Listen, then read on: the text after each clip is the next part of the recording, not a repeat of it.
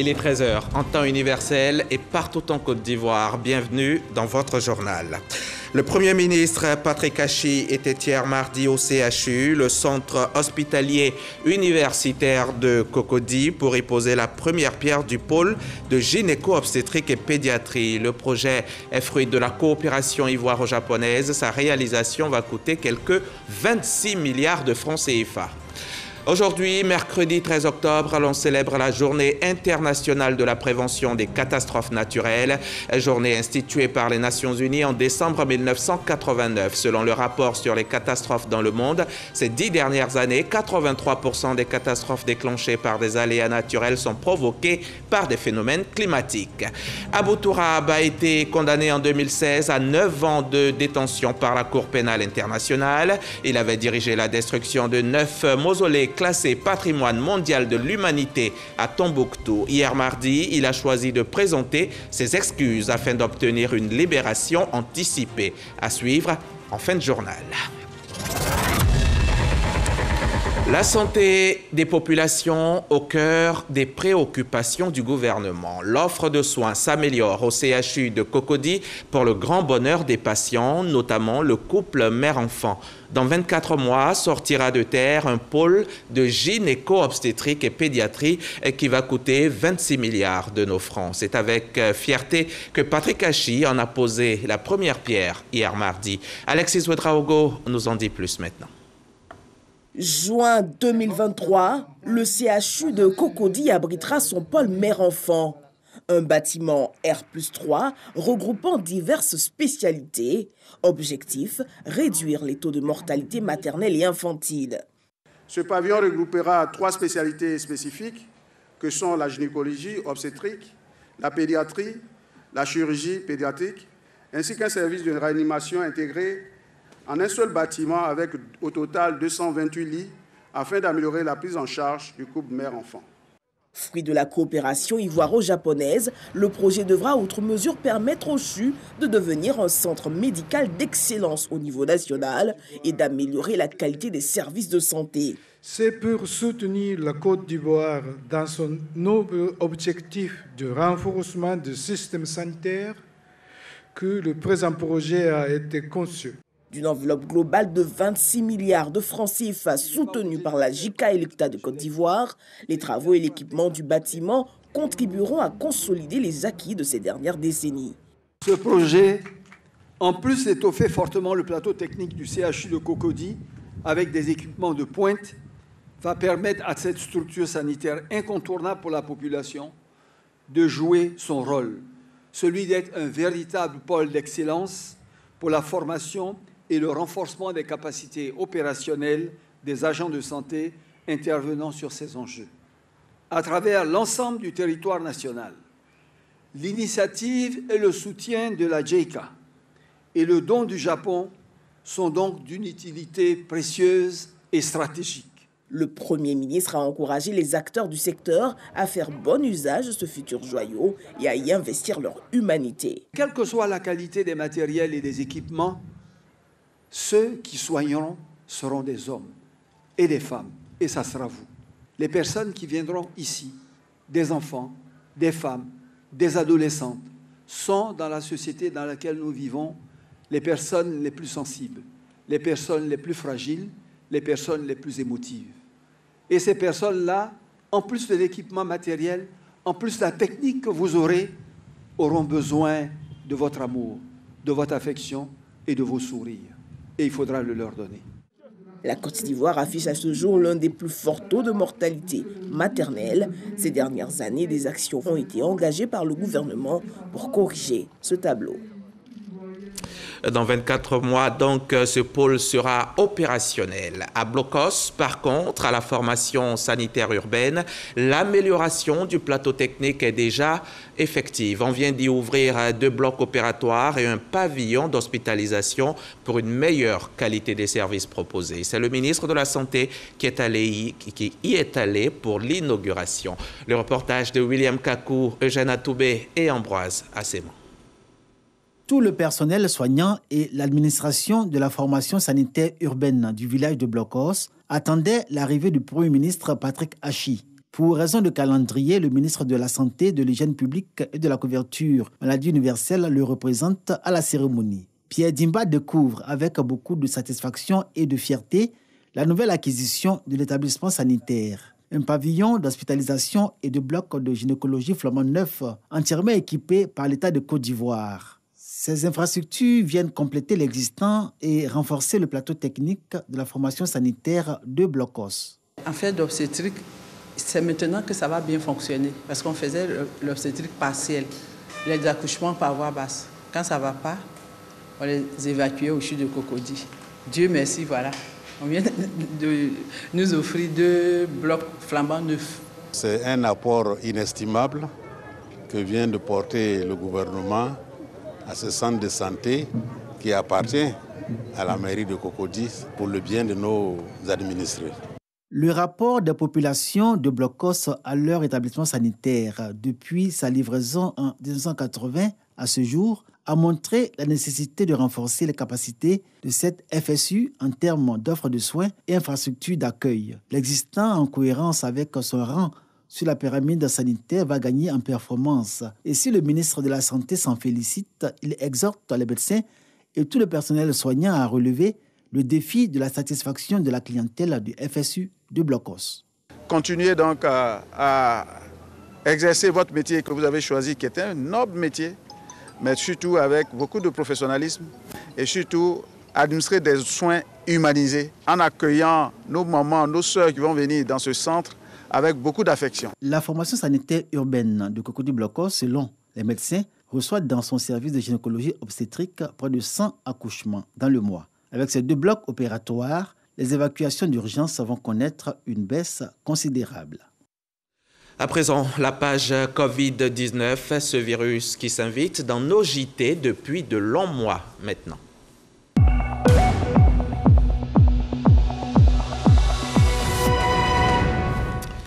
Depuis tous ces longs mois, nous subissons la furie du monstre avec chaque jour de nouvelles contaminations.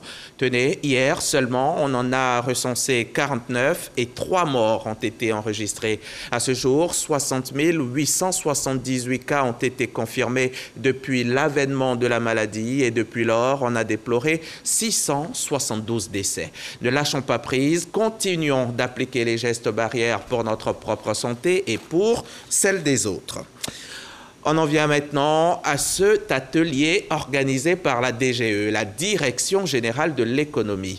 Il s'est agi pendant 5 jours d'élaborer des rapports sur les perspectives économiques et financières de la période 2022-2026 de la Côte d'Ivoire.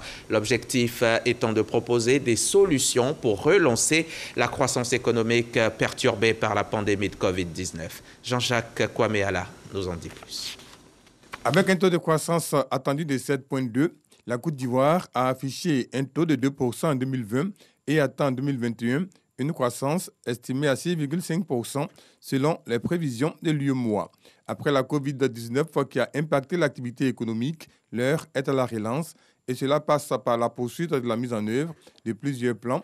Le plan de soutien à l'économie contre la Covid-19, le plan national de développement PND, période 2021-2025. Des plans qui seront au cœur des discussions au cours de cette rencontre. À cela, il faut ajouter le plan stratégique Côte d'Ivoire 2030. Un document d'orientation qui définit la vision du chef de l'État et qui assigne pour objectif qu'à l'horizon 2030, la Côte d'Ivoire puisse être dans le peloton des pays à revenu intermédiaire de la tranche supérieure. Il s'agit donc de doubler le PIB par tête de nos jours pour 2030. L'objectif est de remettre l'économie sur les sentiers de la croissance. Cet exercice sera exécuté par les autres pays membres de l'UEMOA et de la CEDEAO pour l'adoption d'un nouveau pacte de convergence d'un programme pluriannuel. Et puis, cette information en bref et en images, des jeunes entrepreneurs viennent d'être primés. Ils sont au nombre de 5 et c'était lors de la finale du programme d'incubation express au VITIB de Grand-Bassam, la ville balnéaire à une cinquantaine de kilomètres d'Abidjan. Ce concours est une initiative de l'agence Côte d'Ivoire PME avec l'appui de la coopération allemande GIZ. Le programme a pour objectif de préparer les startups à une levée de fonds et favoriser le développement de solutions innovantes, porteuses de richesse et d'emploi. Cheikh Koné et Marie-Ange Kouakou nous en parleront de façon plus pointue dans nos prochains journaux. En 2012, l'UEMOA, l'Union économique et monétaire ouest-africaine, a adopté une directive communautaire instaurant la comptabilité des matières, entendez, le contrôle des biens meubles de l'État. Afin donc de faciliter l'identification des différentes catégories de biens et mieux maîtriser les textes en vigueur, une vingtaine de gestionnaires du patrimoine de l'État sont en formation à Bingerville. On en sait plus avec Lanciné Bakayoko qui est sur place dans la cité de la Lobé. Cette formation vise à renforcer les compétences des gestionnaires du patrimoine de l'État pour une application scrupuleuse des tests et lois mises à disposition dans le cadre de l'UEMOA. La formation concerne 2 modules. Le premier module concerne le cadre de gestion des biens de l'État, module beaucoup plus théorique, et un module beaucoup plus pratique qui concerne les outils de gestion en comptabilité des matières. Un meilleur inventaire des biens combiné à un capital humain bien formé aux tests en vigueur devrait déboucher sur une gestion vertueuse du patrimoine de l'État en garantissant un accès sécurisé aux ressources matérielles afin d'éviter les déperditions et autres dysfonctionnements. Cette formation, c'est vraiment donner les rudiments, les instruments, les méthodes pour que nos gestionnaires de patrimoine, qui sont donc dans chacun des ministères sectoriels, puissent donc recueillir toutes les informations concernant les biens de l'État. Et nous, en tant que direction du patrimoine de l'État, nous allons donc coordonner toutes ces informations en vue d'élaborer la situation patrimoniale de l'État. Dans un contexte de bonne gouvernance et de reddition des comptes, une amélioration des capacités organisationnelles favorisera une parfaite rationalisation des dépenses et des prévisions budgétaires. Quand les États vont aujourd'hui auprès des bailleurs, au-delà des situations financières, on regarde votre potentiel en termes de situation, de biens dont vous disposez. Et on va au-delà. Ça montre même la capacité ou bien l'état de développement d'un pays. La comptabilité des matières constitue un facteur déterminant dans la sauvegarde du patrimoine de l'État, surtout qu'elle permet à tout moment le recensement, l'enregistrement et le suivi administratif et comptable des immobilisations de l'État. Je vous invite à présent à faire une immersion en plein cœur de la nature. On va bénéficier de l'air frais. Notre destination sera l'écotel Tourako. C'est à l'orée du parc national de Taï, dans la sous-préfecture de Djouroutou. Un endroit magnifique qui souffre malheureusement aujourd'hui des conséquences de la pandémie de Covid-19. Plus aucun touriste étranger ne pointe son nez. Ce sont ceux-là pourtant qui constituaient sa principale clientèle. Manque à gagner donc pour l'OIPR, mais aussi pour les populations.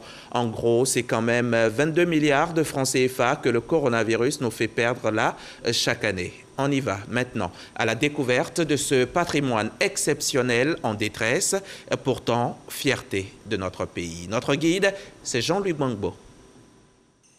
Un bout de paradis incrusté en plein cœur de la forêt de Taï. Cette image a toujours été collée à l'écotel de Djouroutou, dans le Bas-Sassandra.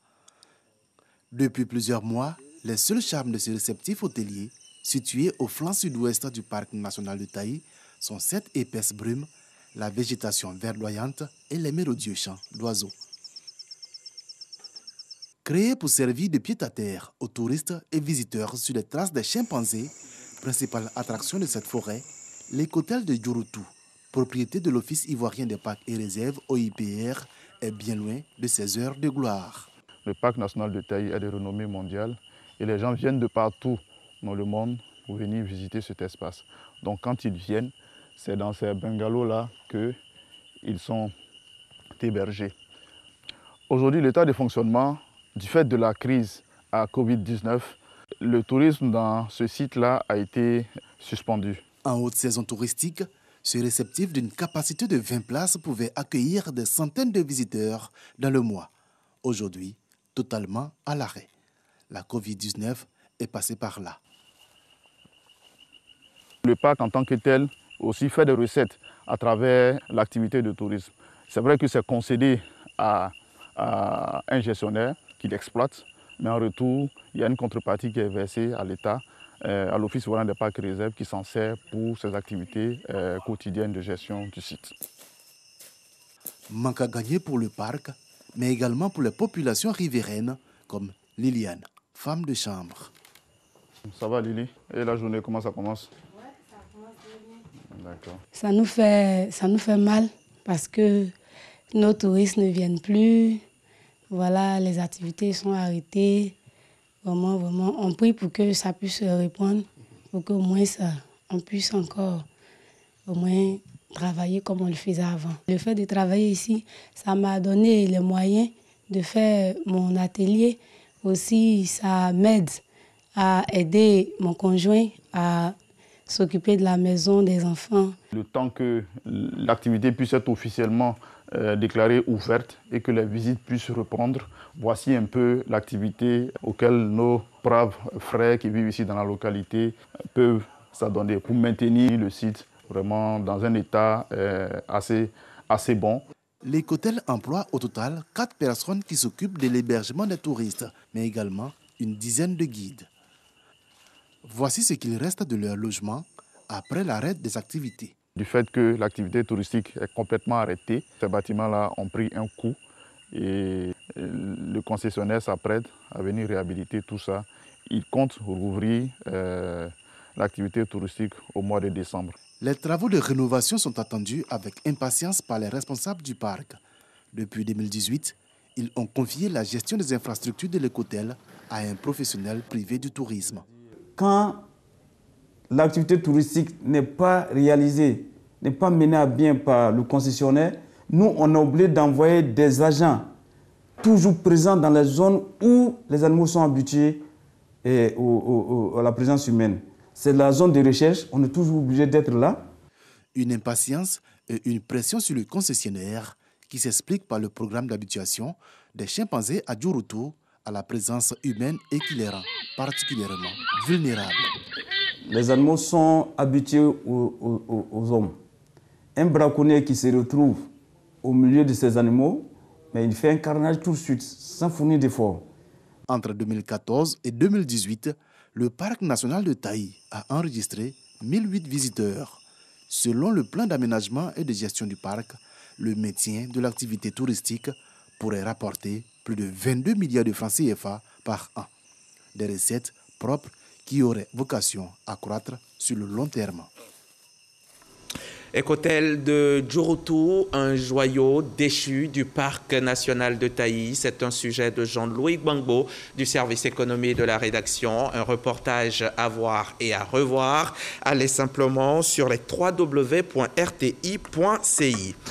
Nous sommes le 13 octobre et chaque année, à cette même date, l'on célèbre la Journée internationale de la prévention des catastrophes, journée instituée par les Nations Unies depuis une trentaine d'années. La Journée internationale de la prévention des catastrophes naturelles promeut une culture mondiale de sensibilisation aux risques et à la prévention des catastrophes naturelles. On va tout de suite écouter la déclaration du gouvernement, déclaration lue par Jean-Luc Assis au micro de Grace Kando. La Journée internationale de prévention des catastrophes naturelles vise à sensibiliser les décideurs et les communautés sur l'ensemble des mesures et dispositions à prendre afin de mieux prévenir la survenue des catastrophes et de réduire de façon considérable les pertes et dommages. De manière générale, il a été donné de constater que le nombre de catastrophes est en constante hausse au fil des années avec une prédominance des catastrophes dues aux phénomènes climatiques et hydrométéorologiques extrêmes. Tout laisse donc à croire que non seulement nous ne disposons pas de suffisamment de temps pour assurer un relèvement entre deux catastrophes, mais également que plusieurs catastrophes sont susceptibles de se produire simultanément ou successivement avec leur cortège de dégâts matériels et de pertes en vies humaines. Selon le ministre Jean-Luc Assy, le gouvernement prend des dispositions pour atténuer les effets des catastrophes naturelles.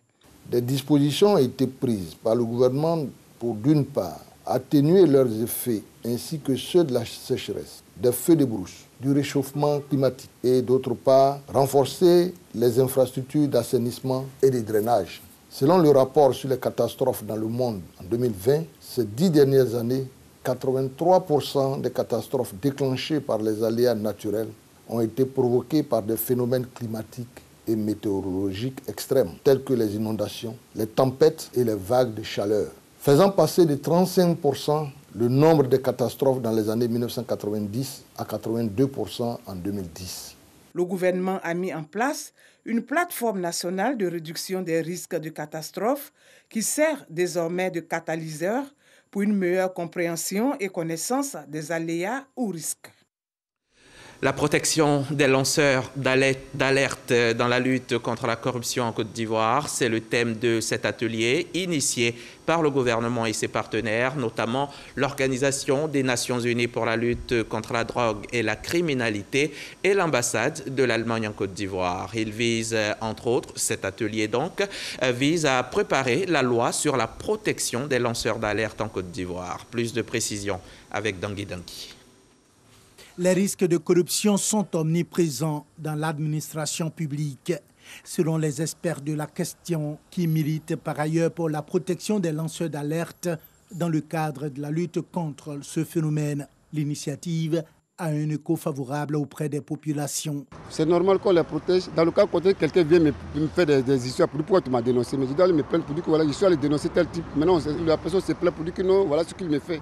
Il y en a qui s'érigent en lanceurs d'alerte et qui font du dénigrement, soit disant que je lance une alerte. Ça, c'est pas bon. Sinon, ceux qui font pour que l'État en tienne compte, pour lutter contre la corruption, pour régulariser certaines situations, ceux-là, l'État doit les protéger. Les organisations de la lutte contre la corruption sont unanimes.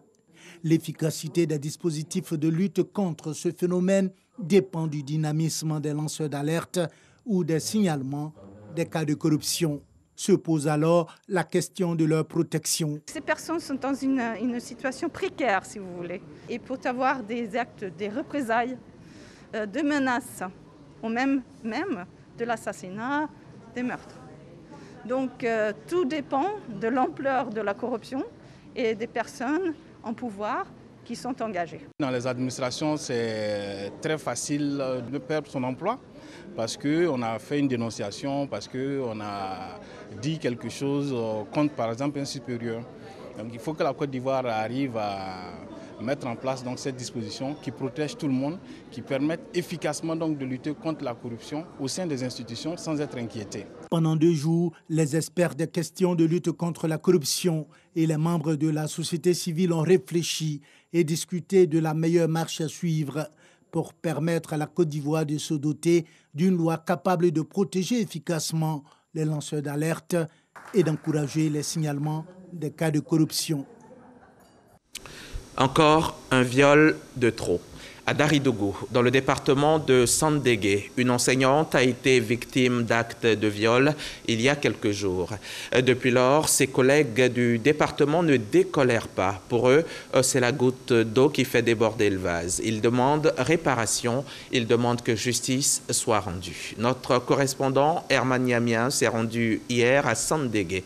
Voici son reportage. Devant la préfecture de Sandégué, des enseignants qui scandent non au viol. La tête nouée de bandeau, ils protestent contre le viol de l'une de leurs collègues. Il y a eu un cas de viol sur la personne d'une de nos camarades institutrices dans la nuit du 6 au 7. Nous voulons qu'il y ait un éclaircissement. Il faudrait que ces malfrats soient retrouvés et punis. Mais qu'est-ce qui s'est réellement passé cette nuit du mercredi 6 au jeudi 7 octobre? Pour des questions de sécurité, nous ne sommes pas autorisés à rencontrer la victime. Alors, nous mettions le cap sur Daridougou, le village où s'est déroulé les faits. C'est ici, dans cette maison, située à la lisière du village, dans l'enceinte de l'école primaire, que la pauvre enseignante a vécu les pires moments de sa vie. La maîtresse était couchée hier aux environs entre 23h01 et il y a eu coupure de courant. À sa grande surprise, elle était dans la chambre et puis quelqu'un est rentré sur elle et puis la personne s'est masquée. Donc elle était étonnée qu'elle-même elle avait fermé la porte et puis quelqu'un est dans la chambre. Elle dit qu'il y avait un couteau, mais ce monsieur avait lancé quelque chose, avait appuyé quelque chose sur son cou. Donc elle ne sait pas, elle s'est rendue compte si c'est une arme ou bien elle ne sait pas. Donc le monsieur lui a dit, il ne faut pas, tu vas me regarder. Le violeur est-il une connaissance de la victime?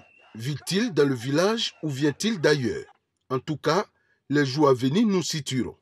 Les faits limiers de la gendarmerie sont sur le terrain pour la manifestation de la vérité et surtout pour appréhender le malfrat pour qu'il réponde de ses actes devant les tribunaux.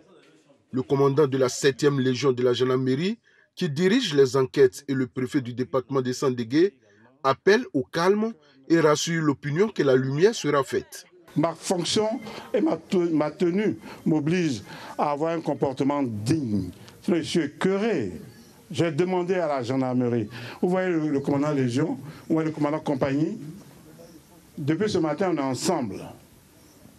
Et ils ont pour mission de faire tout ce qui est de leur ressort et de leurs compétences pour mettre aux arrêts celui qui a commis l'acte ignoble. Je suis mandaté par le commandant supérieur de la gendarmerie, qui a été lui-même choqué, foudroyé devant cette situation. Notre mission ici, ça consiste également à inciter le violeur. Nous allons le faire.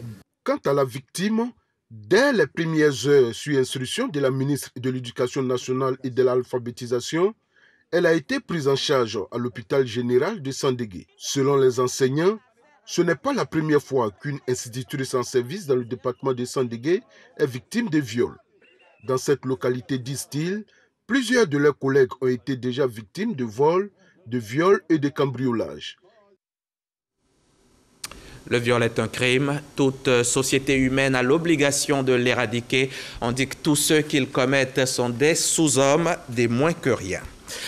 Rendez justice aux faibles et à l'orphelin, c'est le livre saint qui le dit. La fondation Zakat et Waf l'a compris et l'applique au quotidien. Elle vient là de donner le sourire à 20 enfants orphelins en leur remettant à chacun une enveloppe de 50 000 francs CFA pour leur prise en charge. Témoignage Fatima Ouedraogo et Franck Quadio. Témoignage donc à suivre dans nos prochains journaux.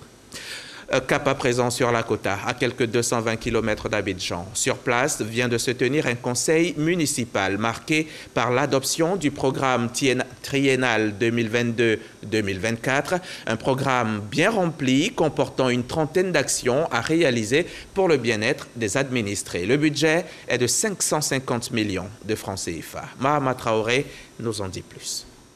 Cette troisième session du conseil municipal visait à évaluer l'exécution du budget communal 2021. Les ressources mobilisées ont déjà permis de reprofiler des dizaines de kilomètres de voies d'accès au village de Lakota, de rénover des écoles primaires de Gbaïri et de Zega, de réhabiliter le marché du village de Daïri et d'achever la construction du nouveau grand marché de Lakota, incendié en avril 2020. Réunis autour du maire Sami Meri, les 30 conseillers municipaux ont aussi adopté le programme triennal de développement 2022-2024. Il y a eu 32 actions qui ont été donc énumérées, avec comme pour budget environ 550 millions d'investissements. Nous comptons donc accélérer le développement. Aujourd'hui, par la grâce de Dieu, nous avons construit donc 2 marchés qui seront inaugurés la semaine prochaine. On donne le meilleur de nous-mêmes pour permettre effectivement que notre ville soit l'une des meilleures villes de la Côte d'Ivoire. Ce développement accéléré permettra entre autres la construction de la maternité du centre de santé de la localité de Godou-Lilier, l'installation de lampes solaires dans les villages de la commune ou encore la pose d'une quinzaine de bacs à ordures dans la ville de Lakota. La Coupe d'Afrique des Nations de foot 2023 se tiendra en Côte d'Ivoire. La grand-messe du sport roi se prépare depuis plusieurs années déjà avec un comité d'organisation mis en place dénommé le COCAN. Et justement, le président du comité a entamé depuis quelque temps une tournée dans les institutions en rapport avec la Coupe d'Afrique. Cette semaine, François Amicha a rencontré le bureau de la Chambre de commerce et d'industrie. C'est ce que vous avez sous les yeux dans ces images. Le témoignage reportage de nos confrères de RTI Sport, Ngamble Konaté et Jean-Sylvain Risso. Ce sera dans nos prochains journaux. Ahmad Al-Faki Al-Mahdi, également connu sous le nom d'Abou Tourab, a été condamné en 2016 à 9 ans de détention par la Cour pénale internationale. Il avait entre autres dirigé la destruction de 9 mausolées classés patrimoine mondial de l'humanité à Tombouctou. C'était en 2012. Les groupes djihadistes Ansardine et AQMI notamment occupaient alors le nord du Mali. Hier mardi, Ahmad Al-Faki Al-Mahdi a présenté ses excuses afin d'obtenir une libération anticipée. Et toujours au Mali, sachez que la ministre française des Armées, Florence Parly, a annoncé ce mercredi même la mort accidentelle d'un soldat français dans ce vaste pays voisin lors d'une opération de maintenance sur un camion sur la plateforme des airs relais de Tombouctou. Il s'agit du maréchal des logis Adrien Quélin. Point final. On s'arrête là pour ce 13h et on se donne rendez-vous demain en bonne santé. D'ici là, je souhaite un joyeux anniversaire à l'un de nos collaborateurs, M. Serge Panaba, qui est technicien des serveurs de production. Bon après-midi, bon appétit.